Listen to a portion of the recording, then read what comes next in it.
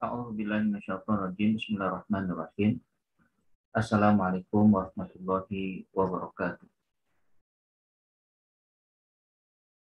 Innal hamdalillah nahmaduhu wa nasta'inuhu wa nasta'dihi wa nastaghfiruh wa natubu ilaihi wa na'udzu billahi min syururi anfusina wa sayyiati a'malina.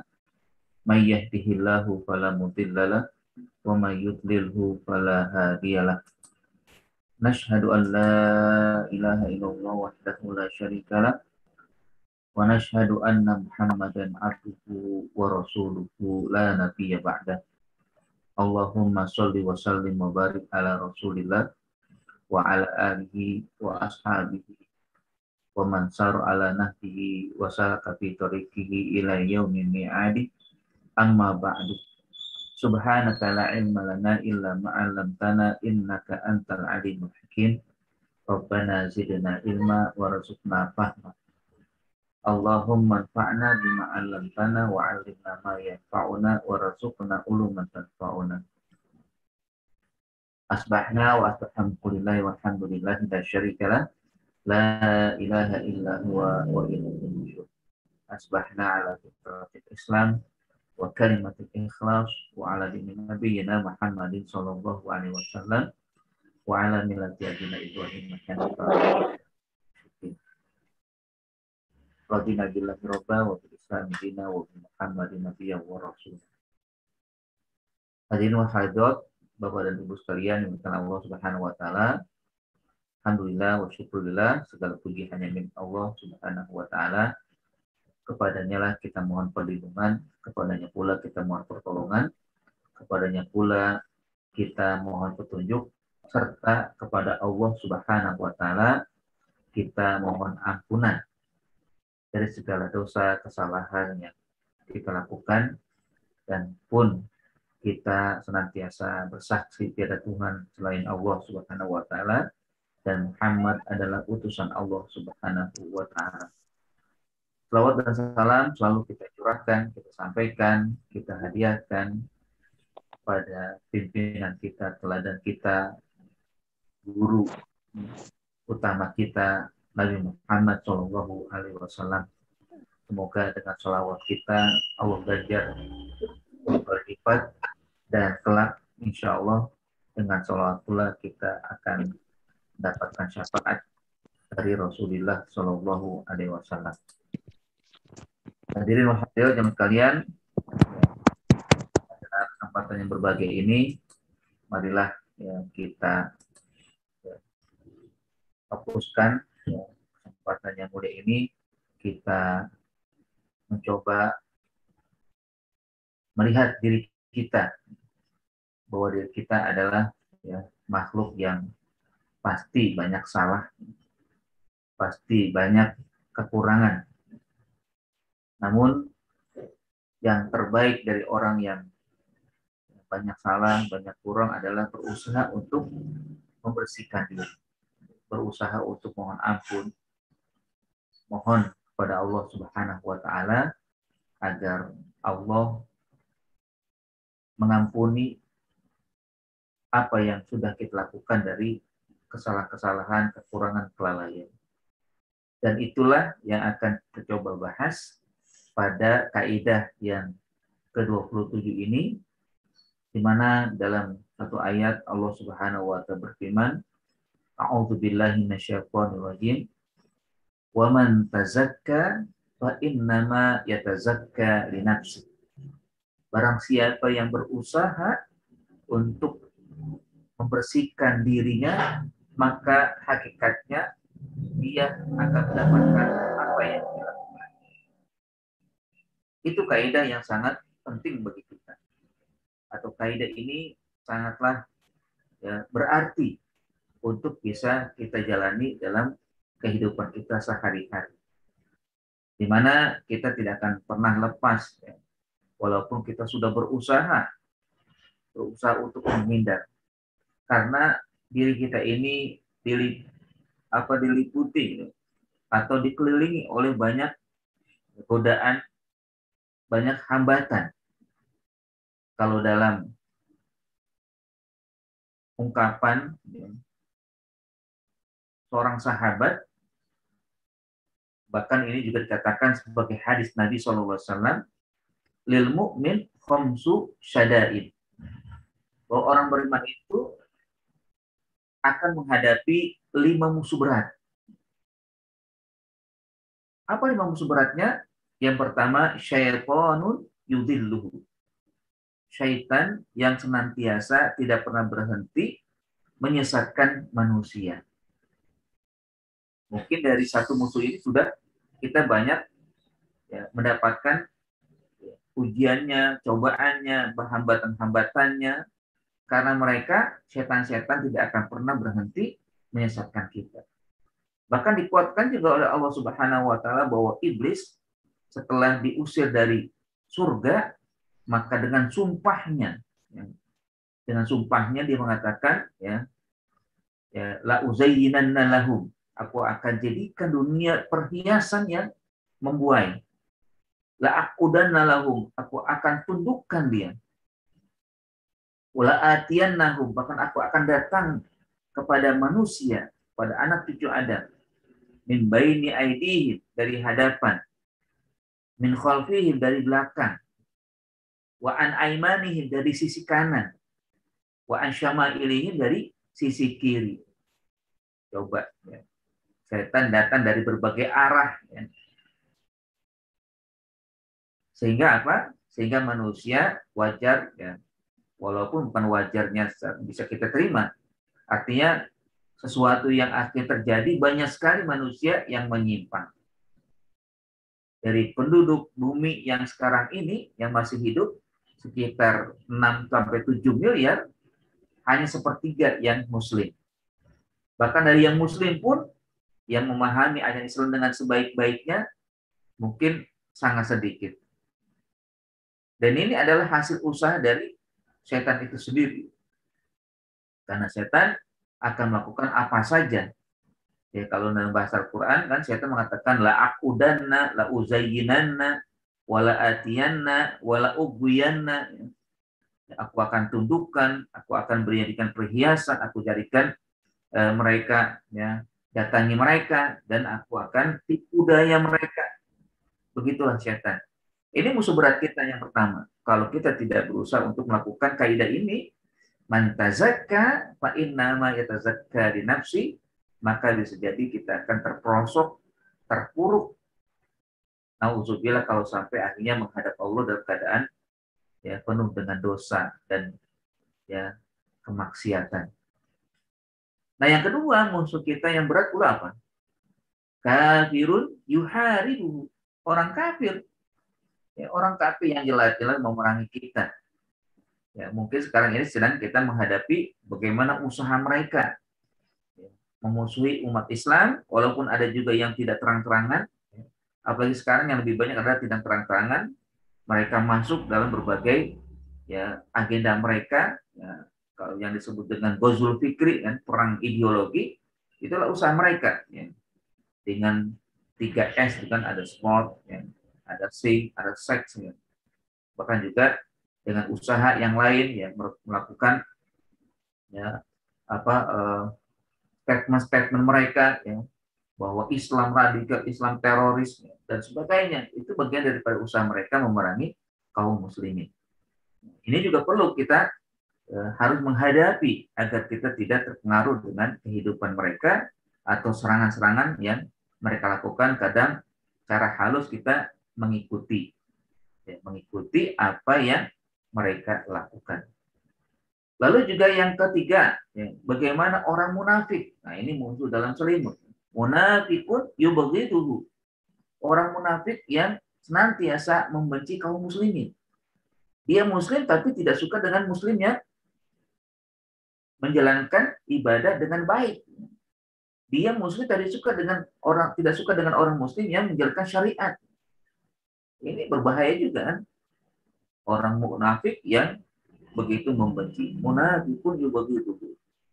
Ya, makanya kita sering ya di media sosial ya kita banyak membaca atau melihat ya orang-orang seperti mereka itu ya tidak suka kalau syariat Islam tegakkan.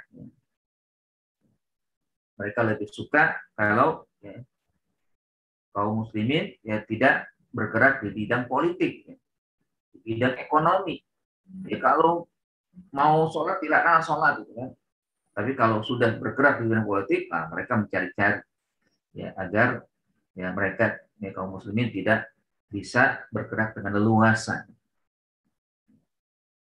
Statement-statement yang begitu menyakitkan ya dari mereka itu membuat akhirnya di antara kaum muslimin yang berusaha untuk menegakkan syariat Islam pada diri sendiri, pada jiwa, ya itu ada kesulitan. Apalagi sudah sampai merambah ke bidang-bidang yang lain atau keluar sampai akhirnya mau menjalankan di bidang politik.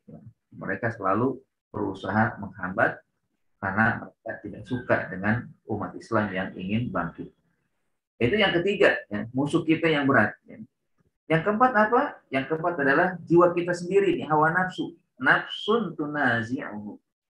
Hawa nafsu yang senantiasa mengalahkan jiwa atau ruh yang ingin memiliki kebaikan, berusaha menjadi baik.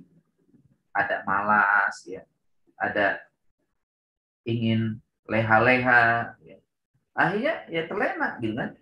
Terlena dengan kondisi yang kita lakukan atau kita jalankan seperti ini. Mungkin menjalankan ibadah tapi seadanya, gitu.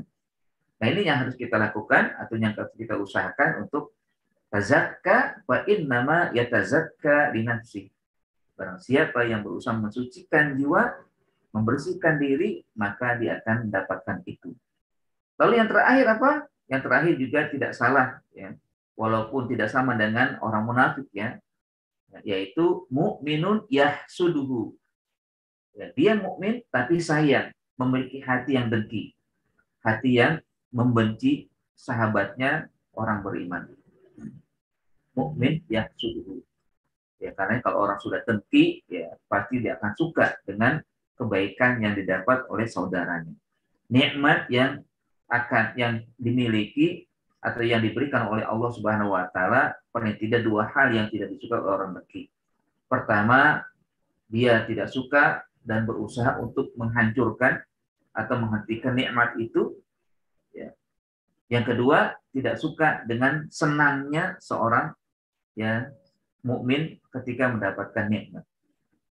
Nah, ini sebagai awal bahwa kita memahami ya kita memang menjalani hidup ini menghadapi 5 musuh berat. Ya.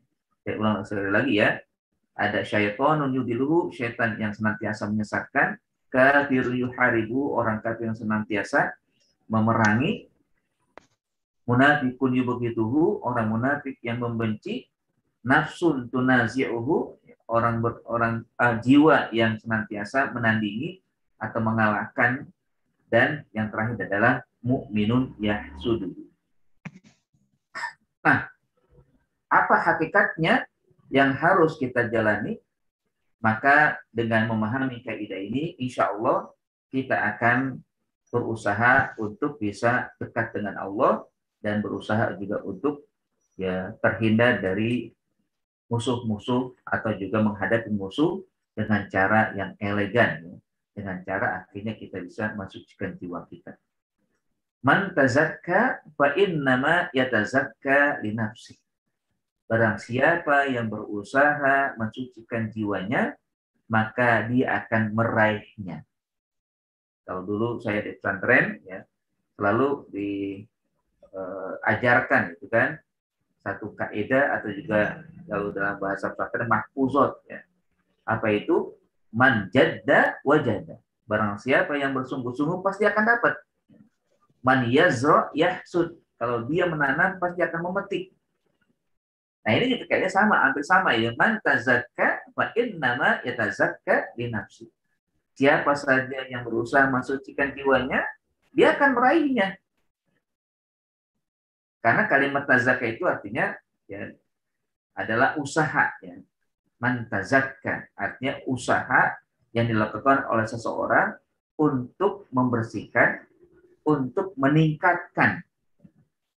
Nanti kita lihat makna cara bahasa dari kata tazakka, tapi cara cara susunan kata ya, dari ilmu nahwu, yaitu kan tazakka itu artinya tas'a, berusaha untuk mensucikan jiwa, membersihkan hati. Nah, dari kata tazkiyah ini sendiri sebenarnya dua makna yang ada di dalam kaidah bahasa Arab. Yang pertama bahwa tazakka artinya tathhir, mensucikan, membersihkan diri. Innallaha yuhibbut tawwabin wa yuhibbul mutatahhirin. Sesungguhnya Allah mencintai orang yang berusaha mensucikan jiwanya dan membersihkan anggota tubuhnya. Nah, kata tazkiyah atau zakat di sini at-tathhir, ya, baik tathhirun ma'nawiyun wa tathhirun hissiyun atau zahiriyun. Membersihkan jiwa atau juga membersihkan anggota tubuh. Membersihkan diri dari hawa nafsu yang kotor dan juga membersihkan anggota tubuh dari yang sifatnya zahir. Nah, ini tentunya Allah mencintai orang yang berusaha untuk melakukan ya pembersihan diri. Apa caranya? Nanti kita bahas. Cara untuk membersihkan jiwa kita. Sejujurnya mudah, ya, tapi perlu ya kita pahami bersama bahwa dengan ini insya Allah akan menyebabkan kita dicintai oleh Allah Subhanahu wa Ta'ala.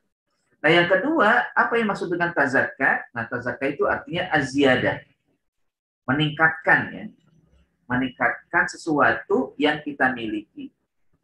Makanya disebut dengan zakatul mal, zakat harta. Sebenarnya dua makna juga.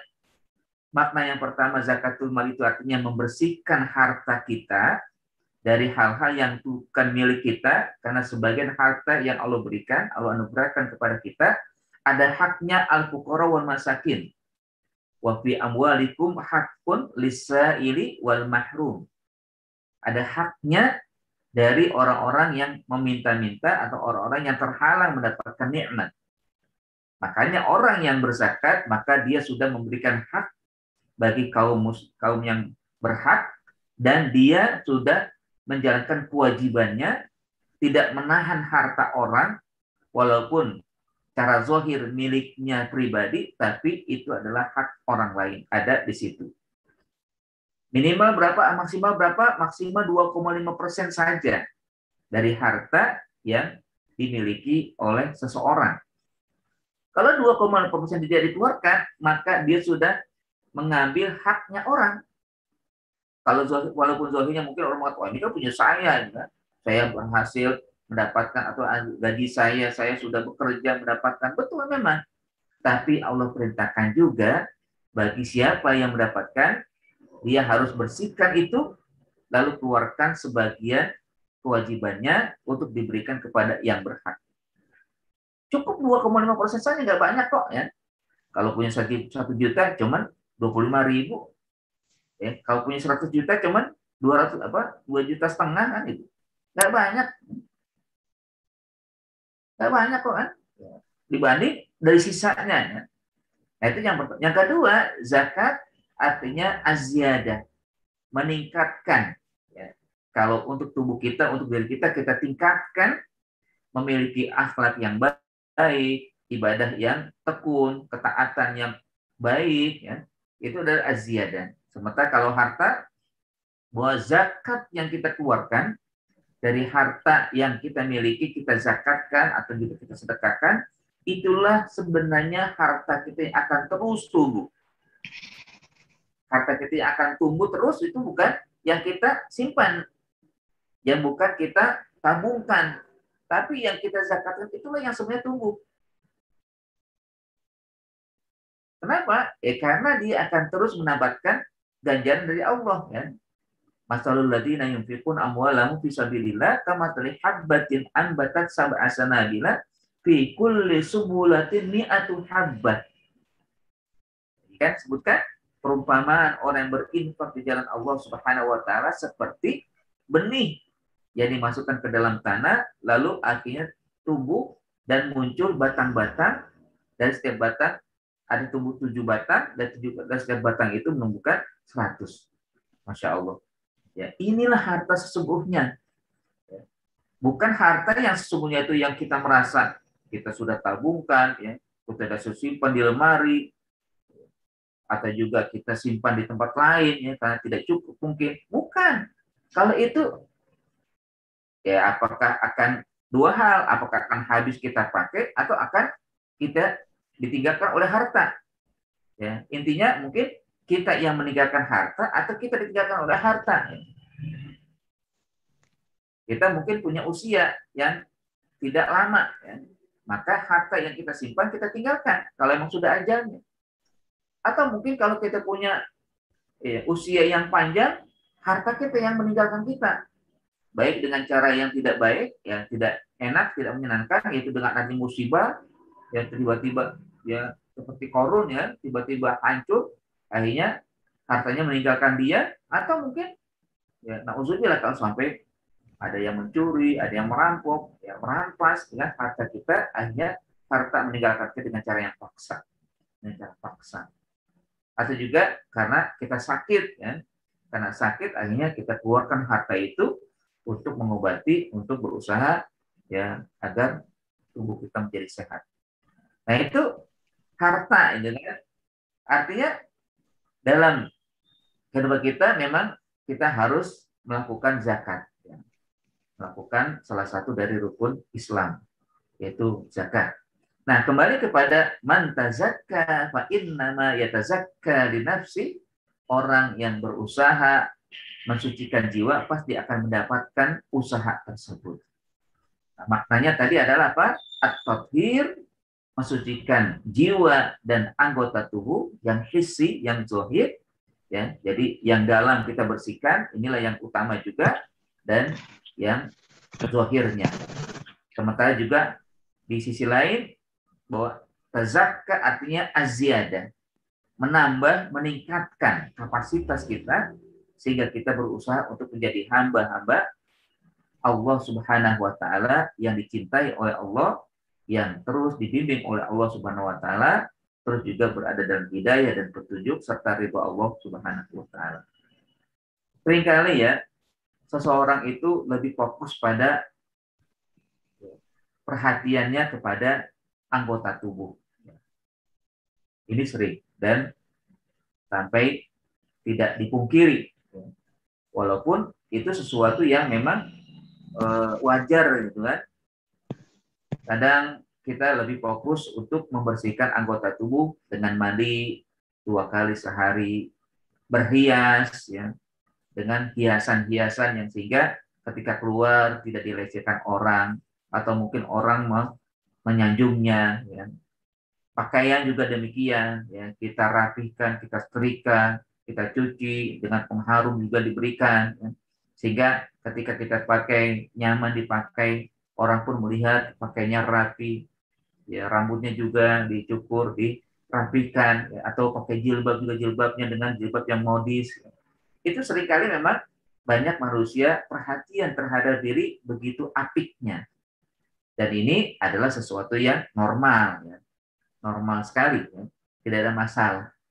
Tapi alangkah baiknya kalau diiringi dengan tazkiyatun nafsi. Alangkah baiknya juga jiwanya ikut dirapikan, jiwanya ikut dibersihkan, jiwanya ikut disucikan, jiwanya ikut ditata dengan baik. Ya, kalau zahirnya ditata, dirapikan, dibaguskan, maka jiwanya juga harusnya ikut dengan demikian. Karena kita tidak pungkiri bahwa diri kita ini punya 3 komponen yang harus kita perhatikan. Ada zahir, ada batin, ada akal. Ya. Ini harus kita perhatikan 3-tiganya. Pertama zahir, ya, yang nampak oleh orang atau oleh kita, ya, semua yang zahir, ya, kita senantiasa jaga. Kalau kita keluar kita pasti pakai baju rapi agar orang tidak melecehkan. Ada orang juga mungkin ya melihat enak ya itu kan, dengan wajah atau dengan pakaian ya, dengan jilbab atau dengan rambut yang disisir atau juga dengan lain-lainnya. Itu sesuatu yang memang ya tidak dipungkiri dan juga wajar gitu kan. Tapi harus juga kita perhatikan akal kita. bagaimana kita isi akal ini dengan ilmu-ilmu yang bermanfaat, ilmu-ilmu yang baik. Jangan sampai akhirnya kita ya kelihatan necis tapi akalnya nggak ada, ya kan? Nggak punya ilmu kan, sehingga akhirnya kita mudah ditipu. Atau yang ketiga, dan ini yang lebih utama, bagaimana jiwa juga diperhatikan, dibersihkan. Nah, ini artinya seringkali ada yang alfa itu kan, ada yang dilupakan. Ya. Kalau zohirnya diperhatikan, tapi jiwanya tidak diperhatikan. Ya. Sehingga akhirnya ya banyak orang yang pakaiannya bagus, tapi jiwanya, hatinya kotor. Orang munafik kan begitu. Orang munafik yang penting tampilannya necis, yang penting tampilannya keren. Mengenai hatinya masa bodoh ya. Seringkali mereka dalam ungkapan ya, ada ungkapan seorang bagus sekali kan. Orang munafik itu apa?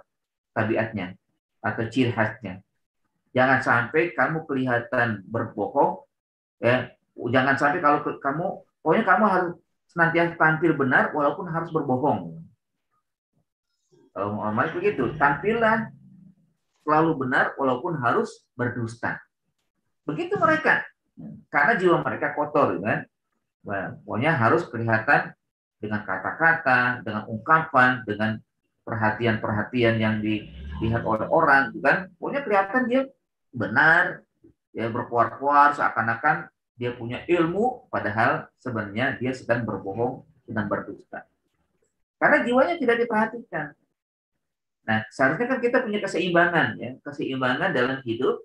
Bagaimana walaupun sebenarnya jiwa yang harus lebih banyak diperhatikan karena kita akan mendapatkan kebaikan oleh Allah Subhanahu wa taala ketika jiwa unggul ya. Meskipun juga yang duniawi harus kita juga miliki atau secara zahir kita seimbangkan dengan membersihkan jiwa kita. Ada seorang ulama yang necis ya, ulama mazhab ya, necis sekali kalau berpakaian. Sehingga dia nampak ya tidak seperti ulama, tapi seperti teknokrat, ya. Atau ya ada orang bahkan sampai bertanya-tanya kepadanya. Ini ada orang kafir ya kan, orang kafir yang kebetulan miskin, sementara ulama ini kaya. Dia seorang pedagang kain ya di masanya, yang namanya Abu Hanifah. Abu Hanifah ini kalau ngajar pasti berpakaian dengan pakaian yang paling baik, yang terbaik dipakai. Ya pokoknya dia tidak mau tampil kecuali dengan pakaian-pakaian yang indah ya, pakaian yang ya terbaik lah gitu kan. Sehingga ketika di suatu jalan dia bertemu dengan orang kafir. Lalu orang kafir itu heran, loh kok ini seorang ulama, seorang syekh terkemuka, pakaiannya kok tidak seperti ulama, tapi seperti orang yang ya gesek gitu kan. Maka dia bertanya, wahai syekh, ya, engkau kan seorang yang mengajarkan zuhud, engkau seorang ulama dan Islam katanya seperti yang kau sampaikan ya sijnul mukmin wa jannatul kafir. Kata engkau atau seperti yang kamu sampaikan bahwa dunia ini penjaranya orang beriman sementara surganya orang kafir. Artinya kalau penjara itu kan pakaiannya nggak begini ya. Pakaiannya ya seadanya atau kumel, kotor dan sebagainya gitu kan. Ya kok berbalik kita. Saya pakainya kumel sementara kamu pakainya najis. Ya. Ini enggak bagaimana nih gitu kan? Akhirnya kata Abu Hanifah, wahai saudaraku ya, bahwa yang aku pakai ini aku masih bisa menahan. Ini bagi saya masih saya tahan. Tidak yang lebih baik lagi ya. Artinya ini sudah bagus tapi dianggap masih belum. Jadi ya, dengan dirinya itu dia berpakaian yang sudah kelihatan ya begitu indahnya, tapi bagi dia masih ditahan, ya. Masih ada yang lebih baik lagi. Sementara si orang kafir ini dia malah pakainya begitu karena dia tidak memiliki iman, ya sehingga akhirnya dua-duanya kena. Ya. Sudahlah jiwanya buruk, pakaiannya juga buruk. Jadi nggak terbalik ya, walaupun sebenarnya ya bagi kita berpakaian itu sangatlah dibolehkan, bahkan dianjurkan dengan pakaian terbaik. Ya. Dalam surat Al-A'raf dikatakan, "Qul man harrama zinatallah allati ukhrijat ibadihi qul hiya lil mu'minin." Ada kalau salah, mohon maaf ya dari ayat itu kata dari Ibnu Abbas itu katakanlah wahai Muhammad, siapa yang mengharamkan zina Allah? Siapa yang mengharamkan zina dunia? Perhiasan itu siapa yang mengharamkan? Katakan dia untuk hamba-hamba yang beriman. Bahwa dunia ini, perhiasan ini sebenarnya diserahkan kepada orang beriman. Kenapa diserahkan orang beriman? Agar dalam perhiasan ini nanti digunakan untuk ya, memperhias diri, tapi juga tidak melupakan hiasan dari jiwanya. Nah ini ya, jadi memang harusnya kita ini sebagai hamba Allah perhatikan dua hal itu atau tiga. Perhatikan anggota tubuh ya agar tampil cara baik, ya, cara nyentrik itu artinya cara rapi gitu kan, tertata baik, tertata rapi, dan juga akal kita tata dengan ilmu-ilmu, dan jiwa kita tata juga dengan berbagai hal yang akan mengarah pada kebersihan jiwa. Nah, jemaah sekalian, bukan Allah Subhanahu wa taala, man tazakka fa innama yatazakka li nafsi, barang siapa yang berusaha mensucikan jiwa maka dia akan mendapatkan hal tersebut ya, dia akan meraihnya sehingga sucilah jiwanya. Nah, bahwa memang yang sangat penting bagaimana kita memperhatikan diri kita, memperhatikan jiwa kita dari aspek yang mengotori. Kira-kira apa langkahnya? Langkah kita untuk bisa menjalankan kaidah ini. Man tazakka, barang siapa yang mensucikan jiwa. Sebenarnya gampang dan mudah. Ada 4 hal paling tidak yang bisa kita lakukan sehingga kita bisa mensucikan jiwa. Dan ini tentunya Bapak dan Ibu sudah melakukannya. Tapi bagaimana setelah kita mendapatkan ini, kita berusaha untuk lebih memahami lagi, lebih meningkatkan lagi, sehingga raih kesucian jiwa kita bisa dapatkan. Apa pertama? Yaitu al-intisar li awamirillah. Taatilah perintah-perintah Allah.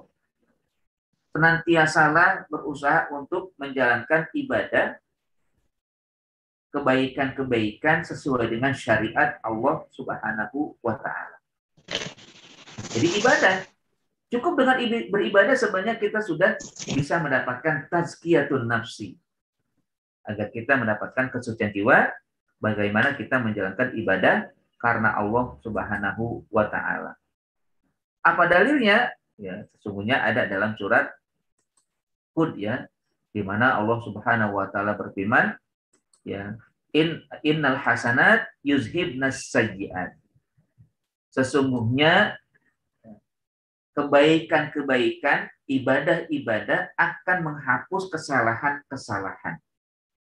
Hakikatnya dari ibadah yang kita tunaikan, tidak hanya Allah mengganjar, tidak hanya Allah berikan balasan, tidak hanya Allah berikan nanti surga, tapi juga di dalam kehidupan seseorang yang beribadah juga Allah ampuni kesalahan, Allah hapus segala kekurangan dan juga dosa-dosa.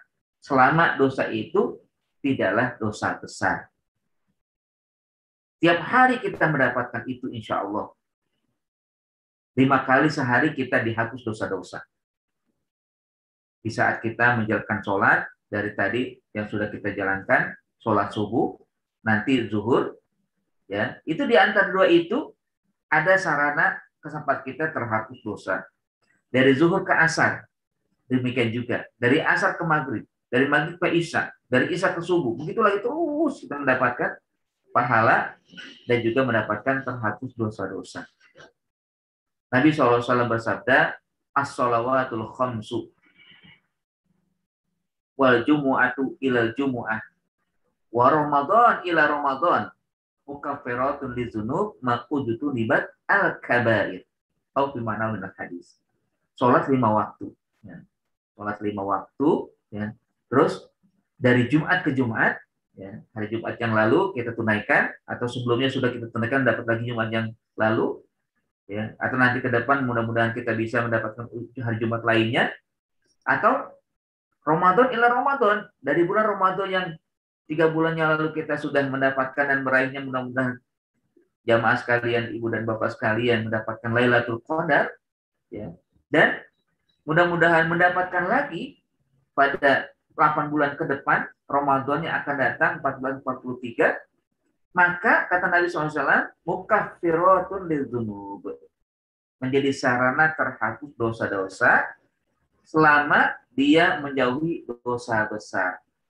Kalau dosa besar butuh adanya amal lain, yaitu taubat, ya. Tapi kalau dosa-dosa kecil, cukup Allah Subhanahu wa taala hapus dengan kebaikan, dengan ibadah yang ditunaikan. Subhanallah. Ini tentunya kesempatan yang berharga kalau kita sadar bahwa ibadah itu menjadi sarana kita terhapus dosa, pasti kita akan sungguh-sungguh melakukannya. Atau yang lain, ya, dengan ibadah yang kita lakukan, ya, kalau misalkan beribadah dari rumah menuju masjid, ya, untuk sholat khususnya, ya, maka langkah kaki yang digerakkan oleh setiap orang yang menuju masjid, maka yang kanan menaikkan derajat, yang kiri menghapus dosa-dosa. Maka ada cerita, ya. Memang cerita ini ada yang mengatakan dhaif, ya. Tapi bisa dikatakan hikmahnya, ya, untuk kita ambil, ya, pelajarannya itu, ya. Sangat baik sekali, di mana dia ketika mau meninggal, ya, istrinya heran kok selalu mengatakan, ya, kenapa nggak lebih jauh, kenapa nggak lebih jauh, kenapa nggak lebih jauh. Ya, memang ada tiga kenapa nggak lebih jauh. Yang kedua, kenapa nggak lebih bagus, ya. Kenapa nggak lebih banyak, gitu kan. Itu ininya, ya. Pertama, ya, ketika ditanya oleh sang istri kepada Rasul, gitu kan, dia mengatakan begini, apa maksudnya, kenapa nggak lebih jauh? Karena di saat hidupnya dia selalu sholat jamaah di masjid, walaupun rumahnya jauh. Bahkan dalam cerita itu dikatakan Nabi di saat habis sholat subuh bertanya, mana si Fulan? Ya, oh Fulan lagi saat, oh Fulan nggak tahu kemana, gitu kan. Tapi Rasul bertanya, siapa yang tahu rumahnya? Oh saya tahu. Ya. Akhirnya ayo kita ke rumah, siapa tahu ada sesuatu. Akhirnya ke rumahnya, dan perjalanan dari rumahnya, dari masjid ke rumah itu sampai masuk waktu duha. Ya. Jadi mungkin kalau dulu kan jalan kaki, ya, jalan kaki jadi agak lambat, tapi itu juga menunjukkan jauhnya. Namun orang ini selama hidupnya itu selalu sholat jamaah bersama Nabi, duduknya di pojokan. Ya. Jadi Nabi tahu, oh si pojokan si Fulan. Tapi tiba-tiba tidak ada, ya sehari, 2 hari, 3 hari ditanya, nggak ada ini, kemana nih si Fulan, kok nggak kelihatan lagi, kan? Hanya ketika ditanya kepada salah sahabat, rupanya ada yang tahu, hanya diajak, gitu. Dan perjalanan itu dari sholat subuh sampai masuk waktu duha. Mungkin bisa dikatakan dari waktu apa namanya, waktu syuruk, ya, waktu syuruk terus menuju rumahnya masuk waktu duha. Artinya menunjukkan waktu yang jauh, waktu jarak yang panjang, jarak yang jauh. Nah, ketika sampai rumahnya itu, ya istrinya yang menjumpai Rasul, sementara suami tidak ada. Dan ketika tanya kenapa dan di mana, ya rupanya orang itu sudah meninggal. Tapi yang meninggal dia selalu mengatakan itu, kenapa nggak lebih jauh, kenapa nggak lebih banyak, kenapa nggak lebih baru. Akhirnya ketika dia menyampaikan itu, disampaikan oleh Rasul, kenapa dia mengatakan tidak lebih jauh, karena dia sudah diperlihatkan pahalanya oleh Allah di saat dia beribadah sholat berjamaah di masjid. Langkah kaki itu dihitung, itu dikatakan ini pahalamu selama hidupmu dari langkah-langkahmu. Kaki kanan mengangkat derajat, kaki kiri menghapus dosa. Ini pahalamu ini. Akhirnya mengatakan, kenapa nggak lebih jauh? Sehingga aku bisa lebih banyak lagi. Mungkin 3 kilo kan, 4 kilo kan, mungkin banyak sekali kan. Banyak kilo-kilonya silakan. Ya. Kadang kita lebih suka memang dekat dengan masjid, ya. Saya juga rumah saya dekat dengan masjid. Ya, walaupun itu bagus, tapi sebenarnya meruginya sedikit langkah kita menuju masjid. Kan gitu. Nah, berbahagia yang rumahnya agak jauh, gitu kan. Memang susah payah emang untuk masjid, tapi Allah berikan apresiasi. Nah yang kedua, kenapa nggak lebih banyak, gitu kan? Nah rupanya kata-kata nggak lebih banyak ini karena dia kalau keluar rumah, dia bawa makanan, ya, akhirnya di tengah jalan dia berjumpa dengan orang miskin. ya yang rupanya kelaparan, gitu kan. Nah, ketika dia berinfak atau memberikan, ya, dia diperlihatkan inilah ganjaranmu saat kamu memberikan makan kepada orang miskin. Akhirnya dia berkata, kok kenapa nggak lebih banyak, gitu kan? Coba kalau saya tahu saya akan lebih banyak lagi memberikan kepadanya. Ya, tadinya kan cuma dikasih sepotong-sepotong, gitu kan? Kenapa nggak semuanya aja, itu kan? Biar pahalanya lebih besar, lebih banyak. Terus kenapa nggak lebih baru? Nah, rupanya saat dia berjalan di waktu subuh, dia berjumpa dengan orang miskin juga, kedinginan, ya, kedinginan itu kan, tidak punya baju, ya. Akhirnya dia waktu mau apa, mau ke masjid, dia merasa kedinginan, dia pakai baju dua rangkap, ya. Rangkap pertama adalah rangkap yang baru, ya, pakaian baru dimasukkan yang bagian-bagian dalam, pakai yang lusuh, pakai yang jelek di bagian luarnya. Kenapa demikian? Karena kalau nanti misalkan ya terkena kotor atau dia tidak mau ya jelek ya dalam ibadah sholat, nanti kalau pas sampai masjid yang kotor atau yang jelek itu dibuka, ya. Dibuka lalu dia pakai baju yang pertama tadi yang bagian dalam tadi. Tapi di tengah jalan dia ketemu dengan orang miskin juga, ya. Kedinginan, ya, tidak punya baju, akhirnya dengan segera dipakaikanlah, dibukakanlah pakaian luarnya tadi. Ya tentunya yang tidak lebih bagus, gitu kan, walaupun tetap layak, gitu kan, dipakai. Ini dipakai dan diajak ke masjid untuk sholat. Ya. Hanya berjalanlah berdua untuk sholat. Nah rupanya di akhir dari ibadah yang miskin ini meninggal, ajalnya sudah datang di situ, meninggal dia. Nah, baru setelah itu selesai urusan-urusannya dan di jalan tadi di akhir hayat si Fulan ini mengatakan kenapa nggak lebih baru? Karena dikatakan oleh Allah ini ganjaranmu ketika kamu memberikan pakaian kepada seseorang sehingga dia bisa melakukan ibadah sholat. Dia mengatakan coba yang lebih baru. Kalau saya berikan yang lebih baru lebih besar lagi pahalanya. Itu kan.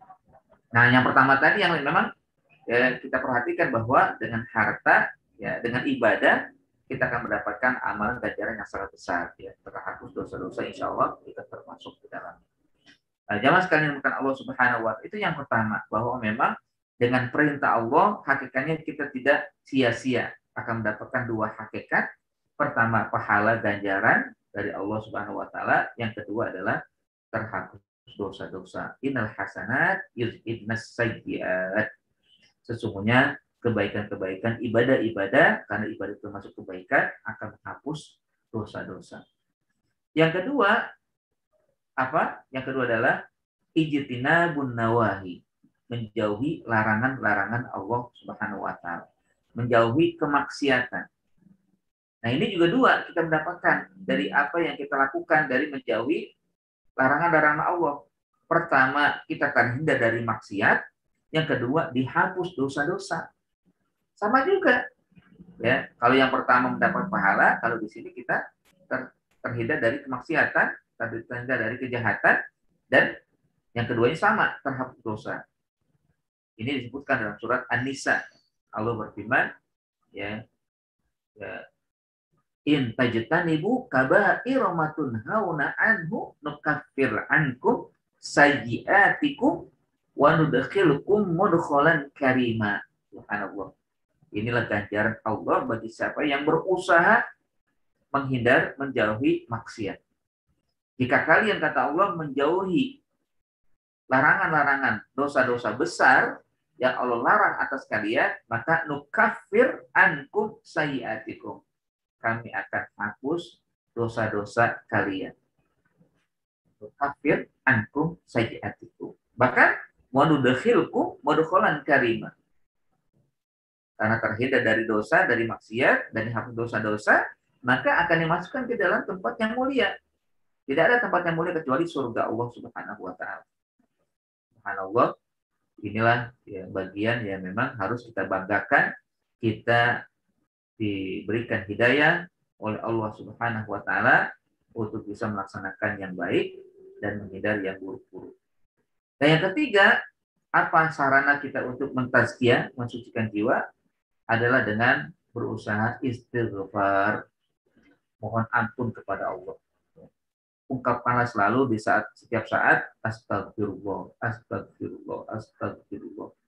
Minimal seperti yang dilakukan oleh Nabi 70 atau 100 kali setiap hari. Apapun kondisi kita, walaupun kita sudah merasa bisa berbuat baik, bisa beribadah, taat dan patuh kepada Allah, maka tetap istighfar harus kita lakukan. Nabi saja sosok mulia yang sudah diampuni dosa-dosa, walaupun dia tidak melakukan dosa tersebut, yang akan datang kalaupun dia belum melakukannya sudah dihapus, dijamin Allah. Tapi Nabi tetap mengatakan apa? Inni astaghfirullah kulla yaumin sab'ina marrah wa fi riwayatin mi'ata marrah. Aku selalu mohon ampun kepada Allah setiap hari 70, bahkan riwayat lain mengatakan 100 kali. Ini tentunya bukan terbatas ya. 70 atau 100 itu bukan untuk sekedar itu saja. Bisa berlebih. Lebih banyak, lebih baik kan istighfar kita kepada Allah. Dan Allah sangat suka dengan orang yang selalu beristighfar. Kata ghafar sebenarnya juga bukan hanya sekali istighfar agar Allah ampuni ya. Tapi juga Allah tutup segala kesalahan dan keburukan kita di hadapan orang. Sehingga kita tetap dipandang oleh orang dengan pandangan yang kita merasa nyaman dengan itu.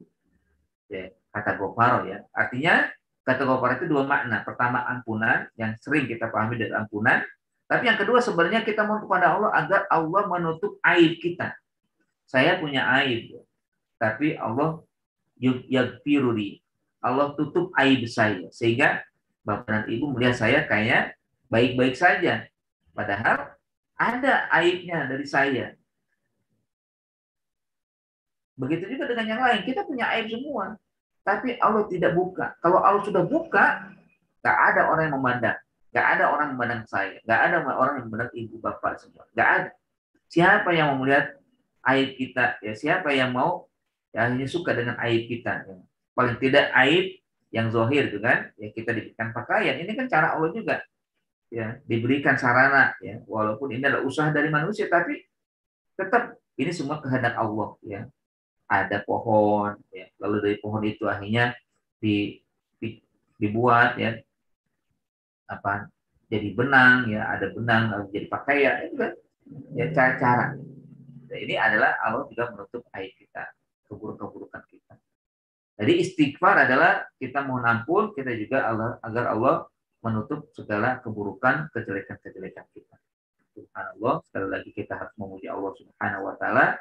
Dengan istighfar juga maka insya Allah kita akan diangkat derajat kita. Ya. Sesungguhnya Allah sangat suka dengan orang yang beristighfar walaupun dosanya banyak sekali. Allah tidak peduli dengan dosa-dosa manusia, yang penting dia mau istighfar atau tidak. Walaupun sebesar gunung Uhud, walaupun mungkin gunung-gunung yang ada bersatu, sampai menjadi besar dan sebesar-besarnya, dan itu diibaratkan sebagai dosa manusia, dosa seseorang, tapi kalau dia mau beristighfar, insya Allah Allah akan ampuni. Yang penting kita mau beristighfar kepada Allah Subhanahu wa taala. Sungguh Allah tidak suka dengan orang yang merasa dirinya baik, tapi tidak mau beristighfar, dibanding dengan orang yang merasa dirinya berdosa lalu selalu mohon ampun kepada Allah. Tiap hari mohon aja ampun. Paling tidak setelah sholat kan, setelah sholat coba berzikir sejenak dan ucapan astagfirullahaladzim. Alladzi la ilaha illa huwal hayyul qayyum wa atubu ilaih. Ada 3 model sebenarnya istighfar, ada yang singkat astagfirullah, astagfirullah, astagfirullah, astagfirullah. Atau yang kedua yang simpel, yang setengah-setengah ya antara singkat dengan tidak singkat dan yang panjang yaitu astagfirullahaladzim, astagfirullahaladzim, astagfirullahaladzim. Ada lagi yang ketiga yang cukup panjang, astagfirullahaladzim, alladzi la ilaha illa huwal hayyul qayyum wa atubu ilaih. Tapi ada juga yang keempat juga bisa dikatakan yaitu dengan mengakui diri kita dari hamba sebagai hamba yang banyak salah, kita sebagai hamba Allah ya, seperti yang dalam zikir pagi dan sore itu kan kita selalu mengatakan Allahumma anta rabbi la ilaha illa anta khalaqtani wa ana 'abduka wa ala ahdika wa adika masata'tu a'udzu bika min syarri ma sana'tu abu'u laka bi ni'matika alayya wa abu'u bi dhanbi faghfirli fa innahu la yaghfiru dzunuba illa anta. Ini yang panjang. Atau juga dengan pengakuan-pengakuan lain seperti yang dilakukan oleh Nabi Yunus kan, la ilaha illa anta subhanaka inni kuntu minadz dzalimin. Atau Nabi Adam ya, ya Robbana zalamna anfusana wa illam taghfir lana wa tarhamna lanakunanna minal khasirin. Dan yang lainnya doa-doa yang disebutkan dalam Al-Qur'an atau juga yang disebutkan oleh Nabi atau juga mungkin yang kita dapatkan dari para ulama. Boleh-boleh saja kita ungkapkan ya, sebagai cara kita mohon ampun kepada Allah Subhanahu wa taala. Dan yang terakhir adalah kita bisa ya, mendapatkan tazkiyah dengan cara berdoa kepada Allah Subhanahu wa taala. Apa bedanya dengan istighfar? Kalau istighfar secara khusus kita mohon kepada Allah, kalau doa secara umum minta kepada Allah agar Allah mentazkiyah kita, agar Allah mensucikan jiwa kita. Ya. Bagaimana yang diajarkan oleh Rasulullah SAW dalam hadis ini dikatakan ya berupa doa ya Allahumma ati nafsi taqwaha wa zakkiha anta khairu man zakkaha anta waliyuha wa maulaha. Ya Allahumma ati nafsi taqwaha. Ya Allah berikanlah kepada ketakwaan, jiwa ketakwaan. Wa zakkiha, dan sucikanlah aku, jiwaku, karena engkaulah sebaik-baik ya pemberi kesucian.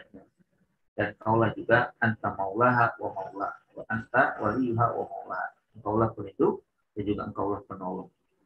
Nah, inilah 4 yang bisa kita lakukan untuk mendapatkan tazkiyah dan cara kita berusaha untuk mentazkiyah diri. Man tazakka, barang siapa yang berusaha mensucikan jiwa, fa innama yatazakka li nafsi. Dia pasti akan mendapatkan kesucian jiwa tersebut.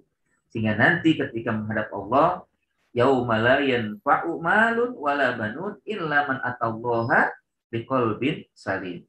Tidak ada di saat nanti hari kiamat manfaat baik anak yang banyak, harta yang berlimpah, tidak ada manfaat kecuali yang hadir membawa hati yang bersih, hati yang selamat, hati dari jiwa yang tidak ada salah dan kotor. Kalaupun mungkin ada salah tapi Allah ampuni, Allah maklumi karena dia sudah berbuat 4 hal tadi. Beribadah, menjauhi larangan, beristighfar, dan berdoa.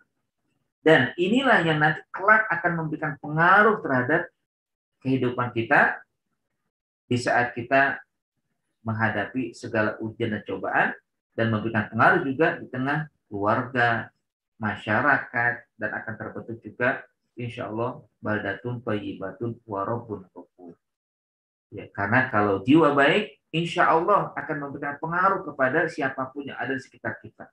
Mau dia istri, mau dia suami, mau dia anak, mau dia siapa saja, sahabat kita atau teman-teman kita, saudara kita, adik-adik kita, insya Allah akan berpengaruh dengan kebersihan jiwa yang kita lakukan. Ya. Kalau dalam satu ungkapan dikatakan, kumu daulatul Islam fi anfusikum, takum daulatul Islam fi ardikum. Tegakkanlah ya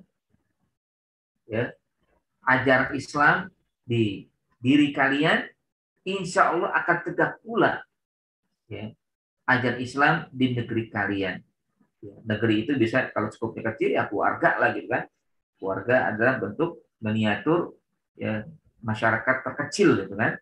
Insya Allah akan terbentuk tuh masyarakat terkecilnya ya anak akan terpengaruh dengan kebaikan kita mendoakan dia, istri juga demikian atau suami juga demikian, insya Allah.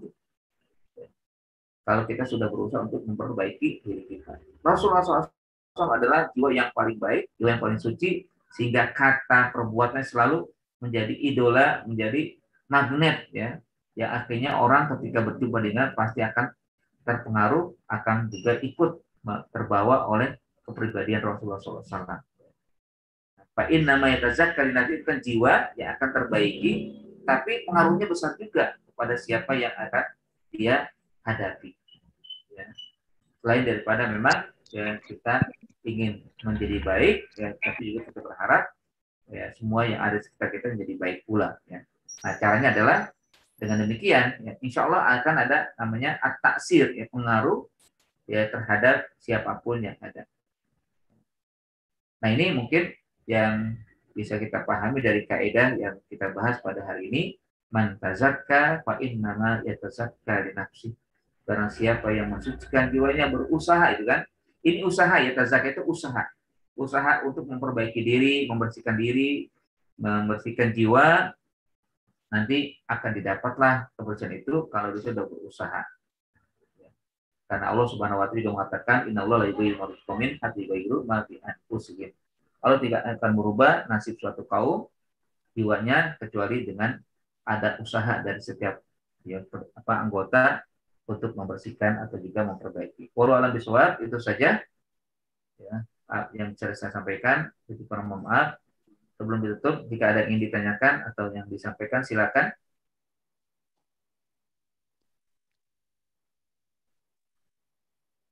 Ada yang ingin ditanyakan ya, dari hadirin hadirin sekalian?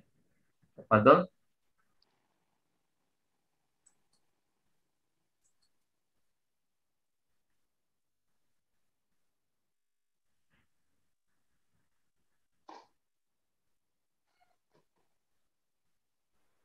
Apa Ustaz? Ya, Bu. Waalaikumsalam warahmatullahi wabarakatuh. Waalaikumsalam warahmatullahi wabarakatuh. Membersihkan jiwa. Misalnya kan kalau insya Allah kalau jiwanya bersih dia ibadahnya mudah. Tapi apakah karena penyakit atau udah semakin tua itu ibadahnya kayaknya agak-agak mungkin dari kualitas misal rakaatnya biasa banyak ini jadi agak berkurang. Apa karena jiwanya mulai nggak bersih apa gimana ya? Ustaz, kasih. Ya. Baik. Jadi Allah Subhanahu wa taala sangat mengetahui ya kondisi manusia. Ibaratnya seperti orang kalau musafir, Bu ya. Kalau kita musafir, itu kan hanya diberikan rukhsah. Rukhsahnya adalah dia boleh melaksanakan sholat di qashar ya, atau di jamak. Ya. Jamak digabung dari qashar, jika yang 4 rakaat jadi 2 rakaat. Apakah ganjarannya berkurang? Enggak. Apakah dia tidak mendapatkan pahala? Tetap ya, pahalanya seperti dia sholat yang biasa, ya. Seperti sholat 4 rakaat. Nah, itu juga seperti orang yang sudah lanjut ya. Ya, kan kita tidak bisa memungkiri bahwa kita semakin hari ya usia bertambah, tapi ada yang berkurang ya, dari kekuatan fisik ya, yang tadinya bisa sholat dengan baik, dengan sempurna, tapi mulai menurun ya. Kalau dalam surat Yasin kan memang menjadi suatu sunatullah ya. Wa man nu'ammirhu nunakishu fil khalqi. Barang siapa yang kami panjatkan umurnya, kami kurangi anggota tubuhnya. Paling tidak kami kurangi kekuatan dari anggota tubuh itu. Nah, ketika dia beribadah, apakah ketika ibadah di masa tua, lalu merasa ada yang menurun, menjadi salah satu tidak sucinya jiwa? Namun saya tidak. Allah akan tetap mengganjar seperti dia beribadah di masa muda. Karena dia sudah menjadi kebiasaan, makanya akhirnya gitu kan. Kita biasakan diri kita di saat muda dengan ibadah-ibadah yang tekun, ibadah yang baik, ibadah yang bagus. Nanti ketika dia di masa tua, ya Allah tetap memberikan dengan memahami, memaklumi kondisinya. Jadi memberikan gaya seperti di masa mudanya. Sama juga dengan ya kaum ibu ya, yang Allah berikan waktu libur ibadah. Ya. Setiap bulan kan ada waktu liburnya kan. Apakah dia tidak mendapatkan pahala di situ? Tetap pahala. Seakan-akan dia tetap ibadah sholat. Walaupun dia tidak sholat. Ya. Walaupun ibu-ibu tidak sholat kan. Di masa apakah sepekan. Atau mungkin kadang ada juga sampai lama 2 pekan. Bukan berarti dia nggak berpahala. Tetap berpahala. Kalau dikatakan dia nggak berpahala, enakan yang laki-laki untuk beribadah nggak mendapatkan waktu liburnya kan. Tidak. Tapi Allah tetap memberikan ganjaran ya pada dirinya, seakan-akan dia tetap melakukan ibadah sholat. Nah, begitulah juga, ya, insya Allah, jangan merasa, akhirnya ya Allah, kok aku begini ya, akhirnya kenapa kok jadi harus tua, gitu kan. Ya ini merupakan, ya udah menjadi sunatullah, ya kita akan merasa, ya kita akan beranjak pada masa yang memang tidak bisa kita pungkiri, masa menurun, ya. Ya kan kita diciptakan 2 kelemahan oleh Allah. Satu kekuatan, ya. Itulah ya rotasi kehidupan, ya. Allahul ladzi khalaqakum min dha'fin, ya. Allah lah yang menciptakan dari kondisi lemah. Ya, bayi lalu ya usia 1 tahun, 2 tahun, 3 tahun sampai akhirnya usia menjelang apa balik itu kan masih lemah itu kan, lemah itu kan.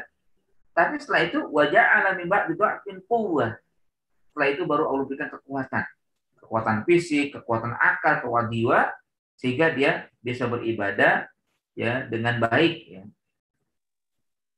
Tapi setelah itu nanti lama-kelamaan wajah alami ba'di quwwatin dha'fa wa syaibah. Setelah itu dari kekuatan yang maksimal Allah berikan lagi kondisi lemah kedua. Bahkan ditambah dengan wasyaibah. Rambut yang sudah mulai beruban. Tulang yang sudah mulai melemah. Ini tidak bisa kita pungkiri. Ya.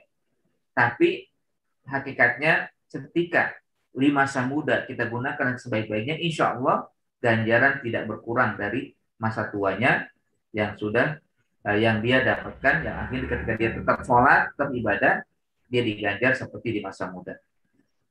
Ya kalau masa muda kan mungkin dari usia yang balik ya, dari kita sudah diberikan oleh Allah taklif, ya, lalu nanti ya paling usia 40, 45, gitu kan, ini juga walaupun 50. taruh aja Quran di atas perutnya ya, masih ada juga maksudnya dia mau ngaji tapi ya Itu ya, itu nggak mungkin mengantuk tidur. jawaban saya Ibu ya. Jadi insya Allah tidak berkurang ya, walaupun mungkin cara kualitas berkurang, cara jumlah mungkin berkurang. Kemarin ada ibu saya juga bertanya, ya kan, bagaimana ya, kalau saya sholat cuma, kalau dulu saya berusaha untuk bagus ya sholat jumlahnya kan, kayak sholat tahajud kan, lalu sholat tahajud itu yang 8 rakaat ditutup 3 rakaat kan, 11 rakaat kan. Tapi sekarang saya nggak bisa, usia udah 80 tahun. 80 tahun aja saya berusaha untuk ikut tetap sholat tapi cuma 2 saja, 2 rakaat pertama terus terakhir ditutup dengan witir. Kira-kira boleh nggak? Saya jawab ya boleh saja. Kenapa enggak kan? Dan Allah mah tahu ya akan keinginan dia untuk sholat seperti masa muda. Tapi kan kondisinya sudah ya, apalagi sudah pendengarannya sudah tidak bagus. Tapi masya Allah Mas Udi diberikan usia 80 tahun. Bahkan bertanya lagi, kalau saya baca Yasin boleh nggak? Baca Yasin aja ya boleh. Bagaimana kalau saya belajar untuk kesehatan saya agar Allah berikan kekuatan saya, fisik saya bisa sehat? Boleh aja gitu kan, karena Yasin itu bagian daripada Al-Quran. Dulunya dia beliau ini, ibu saya ini kalau baca Quran sampai sampai khatam, ya. Walaupun bacanya nggak begitu bagus, tapi selama dia mau berusaha, insya Allah akan dapat ganjaran. Ya. Jadi sebelumnya khatam Quran terus, ya, nggak pernah berhenti khatam Quran. Tapi setelah dia merasa ada kelemahan-kelemahan, akhirnya hanya bisa baca Yasin. Terus baca Al-Fatihah. Kalau saya baca Al-Fatihah boleh nggak untuk mendapatkan apa yang kita harapkan? Boleh saja. Al-Fatihah kan bacaan yang memang banyak manfaatnya. Walau ya. Itu mungkin Bu ya yang ditanyakan tadi bisa saya jawab. Ada yang lagi mungkin?